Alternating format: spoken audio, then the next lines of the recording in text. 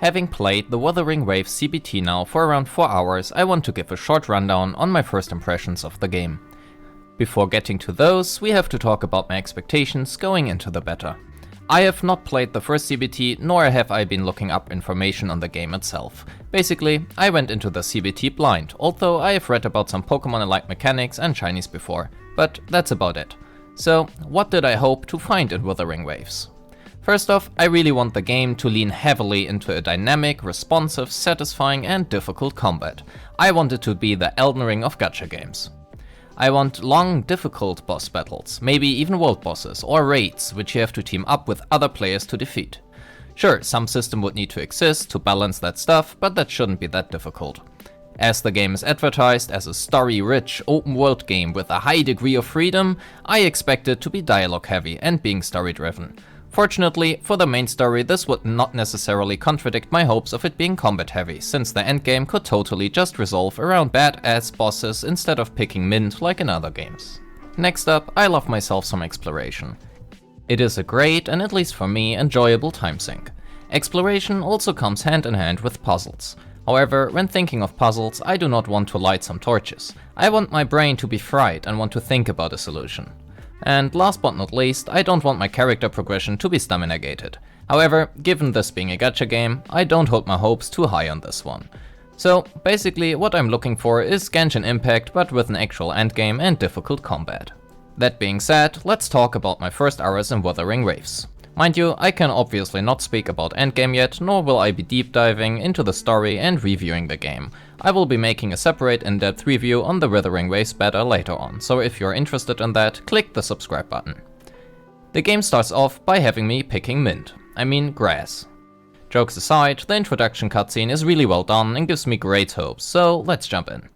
After teaching you how to climb, jump and wall run, yes, this game actually has wall runs, which is, by the way, fucking sick, you are being introduced to the combat.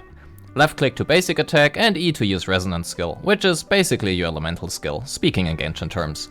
However, at least for the rover, holding your basic attack will summon a whirling blade instead of your usual attack sequence, which you can dash to by clicking left click again.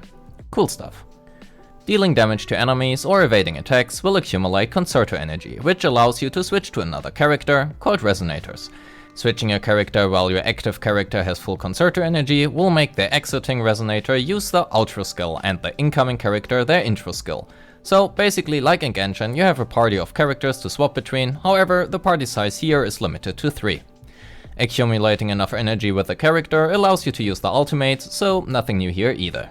However, you have a third type of energy bar, displayed above your health bar, which modifies your resonance skill and is different by each character. Stronger enemies have some kind of toughness bar, called vibration strength, which will immobilize the enemy when depleted. While immobilized, enemies don't move for a certain period of time, and you can use a finishing attack once. The bar can be depleted by dealing damage or when performing a counter attack, which is basically a parry. Attack in the right frame to parry an attack, however, not all attacks can be parried. Having the tutorial boss defeated, which by the way has insanely cool looking moves, then introduces us to the ecosystem. Basically, whenever you defeat enemies, they have a % chance to drop an echo of themselves, which in turn are your equipment. They can drop with various different stats, and at least for now, my hopes are high that I can actually just farm my equipment by defeating enemies in the overworld, since I do not need to spend stamina for that. Although the amount of enemies on the map is obviously limited, and I do have the feeling somewhere deep down my heart that it will not be that easy in the end. Each echo has an echo ability, which every character can equip one of. Each resonator has a maximum of 5 slots available, and there are set bonuses for equipping 2 or 5 sonata effects respectively. In addition, every echo has a specific cost associated, and you are limited with how much cost you can equip. While I'm not a huge fan of the 5 set bonus mechanic, I do overall like the system. A lot actually. Being able to farm equipment in the overworld is great, and being able to basically equip a new ability to every character is sick. The abilities I've seen so far seem diverse and are sometimes, well, look for yourself. I want to test that. The fuck?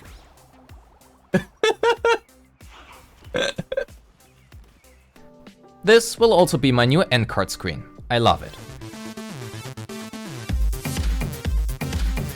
As of now, there seem to be 228 different echoes in the game, and you get rewards for completing your Pokédex, databank.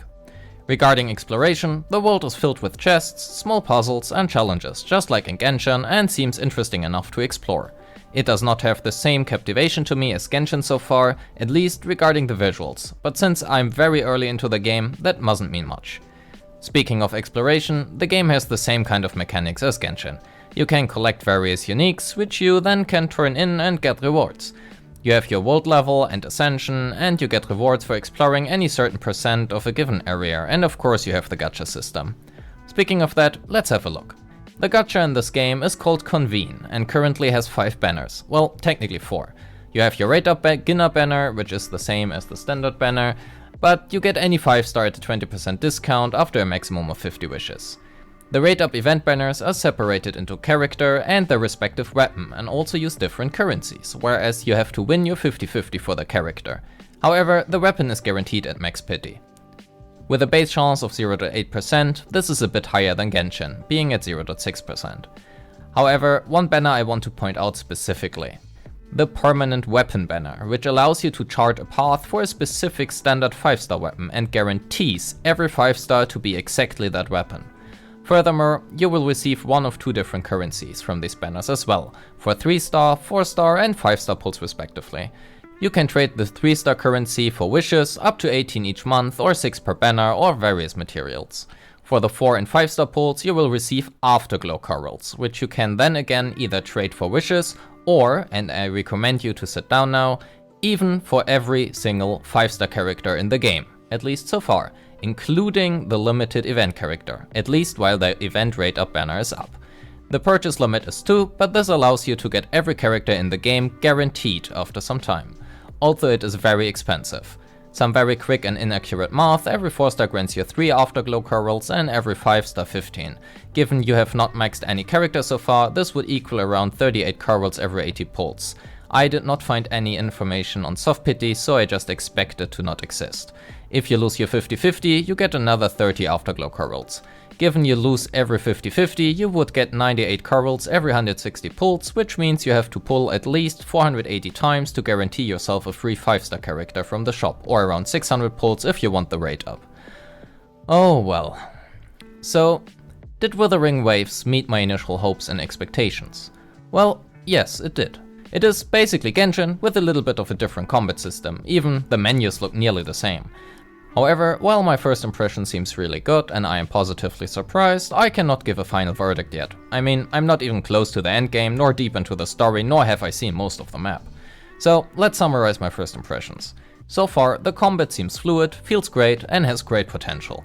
The equipment system is intuitive and allows for some variety in builds, with cool active abilities, and albeit you currently probably just want to build the set of the same element as your character, there's great potential. Coming from Genshin and Honkai Star Rail, the menu looks clean and is easy to navigate. Tutorials are easy to understand, and while I think some terminology is too similar, easy to get into after a short while. Exploration is just like in Genshin, and you can pick mints if you like to, as much as you want. And last, all of the classic gacha mechanics exist, so there's that. My impression is, the game is great, really great actually. So I am gonna be grinding this game now for a while. That all being said, stay tuned for the in-depth review on Wuthering Waves CBT2, and thanks for watching. Peace.